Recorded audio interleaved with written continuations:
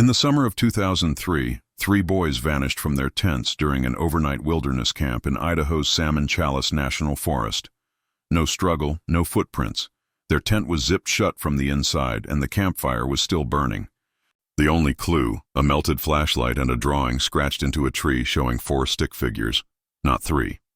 20 years later, a hiker finds a rusted hunting knife in a bear cache. It has a name carved into the handle, one of the missing boys. But the carving is dated 2 years after the search was called off. What really happened at Granite Creek Camp? If you're into cinematic true crime stories based on real-life disappearances and cold cases finally cracked, subscribe now and tap the bell icon. Location: Granite Creek Camp, Idaho, 22 mi east of Yellow Pine. The wind whispered low through the pine trees that night, stirring the ashes around the glowing campfire. No one was awake to hear it. Granite Creek Camp sat in a clearing that hadn't seen a full moon in weeks. The forest had swallowed the stars. A dozen nylon tents dotted the tree line in a semicircle around the fire pit, each labeled in Sharpie with cabin numbers and first names. By midnight, only Tent 4 still glowed faintly from within.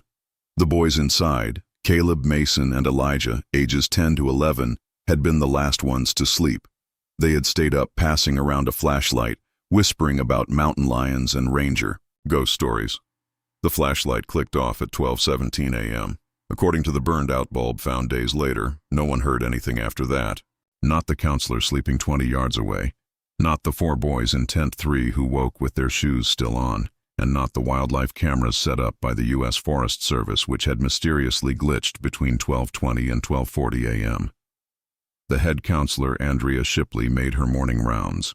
She noticed the smoke still curling from the boys' fire pit, something that would have been doused before bed. Their tent was zipped shut from the inside. She called their names. When she unzipped it, the tent was empty. 3 sleeping bags all unrolled. 1 shoe left behind.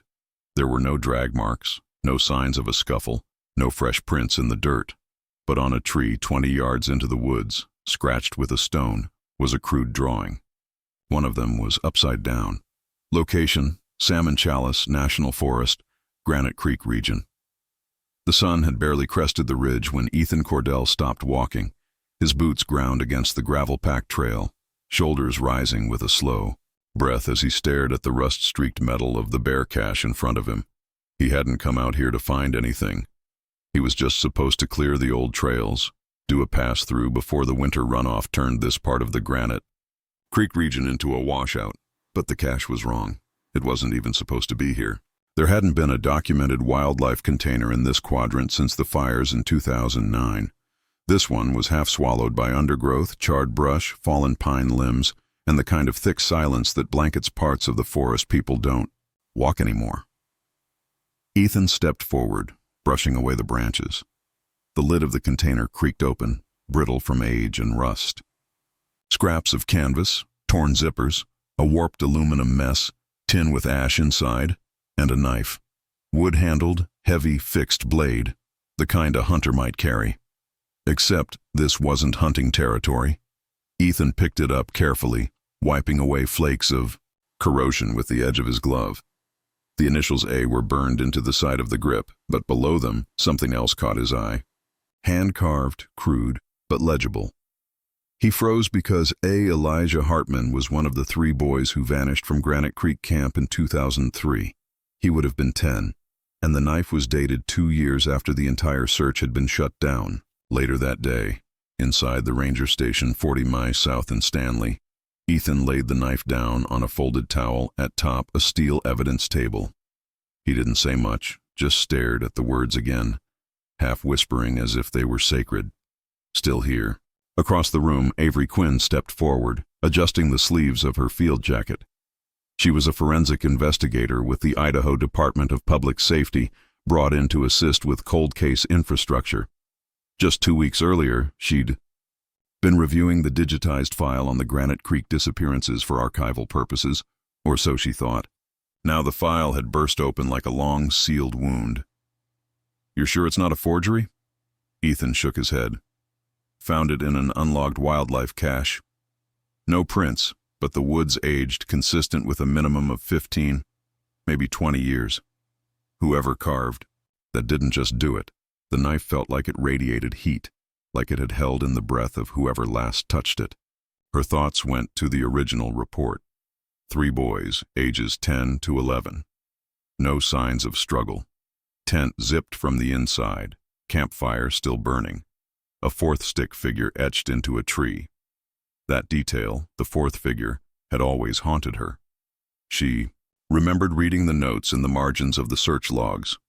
Extra figure not in any rosters. Now the implications twisted in her gut. What are the chances this got planted? He didn't answer right away. Almost 0, he said eventually. The location's off-grid. You'd have to know the topography intimately to even reach that cache without GPS. And if this was a hoax, they'd have left more than one knife. Her mind was already spinning toward protocol. She'd have to reopen the site, bring in ground-penetrating radar cadaver dogs, and notify the original investigating agency. But another thought crept in. What if this wasn't a memorial? What if it was a message? The next morning, the site was flagged and sealed. Avery walked the trailhead at dawn, armed with the original camp's map and a high-resolution satellite overlay. The 2003 reports had been careful. The FBI had overseen the last 6 days of the search before it went cold, but there had always been gaps. According to the records, the search grid had extended 10 LMI in every direction. What they hadn't accounted for was vertical coverage. The slope just north of the camp had been declared unarkable after a rock slide 2 days into the investigation, and that's exactly where the cache was. She stared up the slope. Cold air pulled there, dragging through the trees like breath from something sleeping. The forest didn't make noise here. No insects, no wind, just static. It felt like the ground had been holding its breath for 2 decades. That evening, Avery sat alone in the Rears' cabin. She opened the old case file, now digitized but yellowing in her mind, and read it again. There were 3 names etched into the public memory, but there had always been one sentence in the report that no one could explain. Tree etching located. 24.7 Mimmer east of Tent 4 depicts 4 stick figures, 1 inverted. No ranger saw anyone else. No one went missing that night except those 3, but the tree didn't lie, and neither did the knife. Avery leaned back in the chair, staring at the map, pinned above the radio console. Her eyes drifted across the original search grid and then to the northeast slope that had been dismissed in '03 as too unstable Toriach. And that's when she saw it, a drainage cut just barely visible, a thin scar on the topo line, a natural chute. And at the bottom of that chute, partially obscured by tree cover, was a structure, not marked, not mapped. Avery's heart picked up pace. If it was what she thought it was, someone had built it after the boys vanished, or worse, long before. She stood, reached for her flashlight, and radioed Ethan. "Meet me back at the trailhead," she said. Location: northeast slope, 3.6 miles from Granite Creek Camp. The terrain was unforgiving. Ethan led the way, machete in hand, carving through underbrush thick with vine maple and black huckleberry. Above them, smoke-clad clouds hung low over the ridgeline like bruises pressed against the sky. The sun hadn't made it through since morning.